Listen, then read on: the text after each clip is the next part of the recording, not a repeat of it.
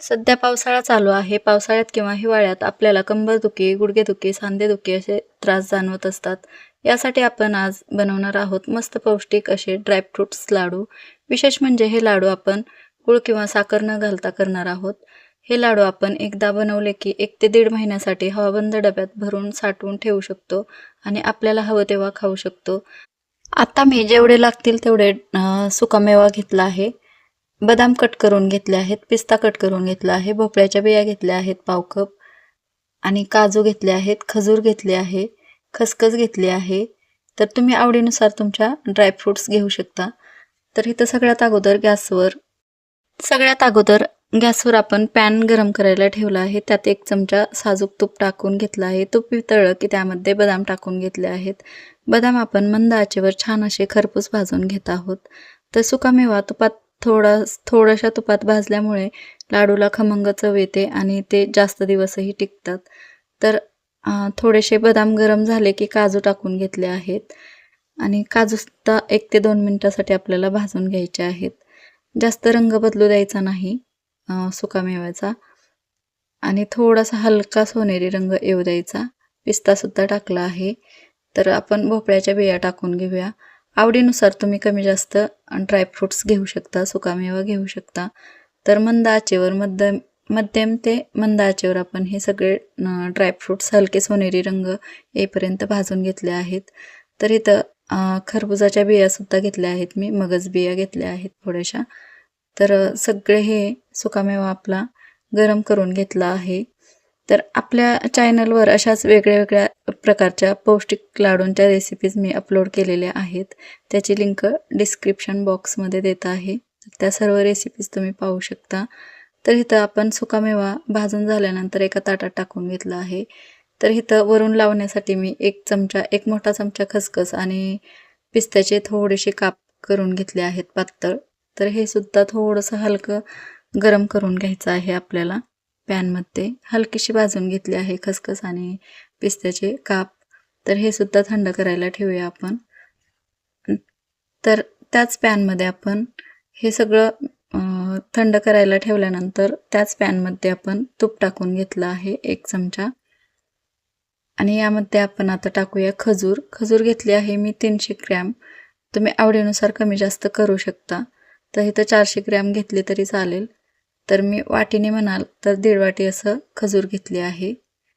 तर ही खजूर 2 ते 3 मिनिट परतून घ्यायची. अशा पद्धतीने खजूर तुपात परतून घेतल्यामुळे मऊ होते, ज्यामुळे आपल्याला लाडू सहज वळता येतात. तर ही मऊ करून घ्यायची आहे. 3 ते 4 मिनिट असं आपल्याला मध्यम ते लहान आचेवर छान अशी मऊ करून घ्यायची आहे. बघू शकता गरम केल्यामुळे खजूर लगेचच मऊ होते. तर 300 ते 400 ग्रॅम मी ही खजूर वापरली आहे. त्यामध्येच टाकूया आता आपला सुकामेवा आणि मिक्स करून घेऊया. गॅसची आच एकदम मंद आहे. तर मंद आचेवर सगळं आपण मिक्स करून घेऊया. खसखस आणि पिस्त्याचे काप आपण गरम करून घेतले होते, तो सुद्धा टाकला आहे थोडासा यामध्ये. आता हे छान असं मिक्स करून घेऊया. गॅस बंद करून घ्यायचा किंवा कमी करायचा आणि सगळं मिक्स करून घ्यायचं आणि नंतर थंड करून घ्यायचं आहे. बदाम, काजू, पिस्ता, भोपळ्याच्या बिया, मगज बिया आणि खसखस आपण ह्यात वापरली आहे. बदाम आपण जास्त प्रमाणात वापरले आहेत, 1.5 वाटी. बदामामध्ये भरपूर प्रमाणात व्हिटॅमिन ई आणि अँटीऑक्सिडंट्स असतात, जे त्वचा सतेज करण्यासाठी आपल्याला उपयोगी ठरते. केसांची वाढ चांगली होते, स्मरणशक्ती वाढवण्यासाठी आणि कोलेस्ट्रॉलची पातळी नियंत्रित ठेवण्यासाठी सुद्धा बदाम फायदेशीर आहेत. पिस्ता वापरला आहे. पिस्त्यामध्ये फायबरचे प्रमाण जास्त असते, ज्यामुळे पचनक्रिया सुधारते आणि वजन नियंत्रणात राहण्यास मदत होते. ग्लुटीन डोळ्याचे आरोग्य उत्तम ठेवते. ग्लुटीन असते पिस्त्यामध्ये. काजूसुद्धा खूप फायदेशीर आहे. तर यामध्ये आपण विलायची पावडर टाकली आहे, थोडीशी सुंठ पावडर टाकली आहे. हे मिश्रण सगळं कोमट करून घेतलं आहे. कोमट करून घेतल्यानंतर आपल्याला छान असे हे लाडू वळवून घ्यायचे आहेत. पिस्त्याचे काप आणि खसखस आपण जी गरम करून घेतली होती ती वरून लावण्यासाठी ठेवलं आहे. आपलं हे मिश्रण तयार आहे. तर आपण लाडू वळवून घेऊया. पिस्ता आपण यामध्ये वापरला आहे, बदाम वापरला आहे, भोपळ्याच्या बिया वापरल्या आहेत, खसखस वापरली आहे, अजून मगज बिया वापरल्या आहेत. हे लाडू आपले सुपर हेल्दी टेस्टी तयार होणार आहेत. पाहू शकता वरून आपण खसखस आणि पिस्त्याचे काप लावत आहोत. किती छान दिसत आहेत हे लाडू, खूप छान दिसतात वरून लावल्यामुळे. तर तुम्हाला आवडत असेल तर मिश्रणात तुम्ही खसखस आणि पिस्त्याचे काप टाकून घेऊ शकता.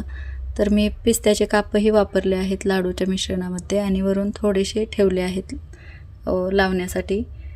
मस्त असे लाडू दिसत आहेत आपले आणि सहजपणे हे गोल गोल लाडू वळून तयार होत आहेत. तूप अगदी आपण थोडंसं वापरलं आहे.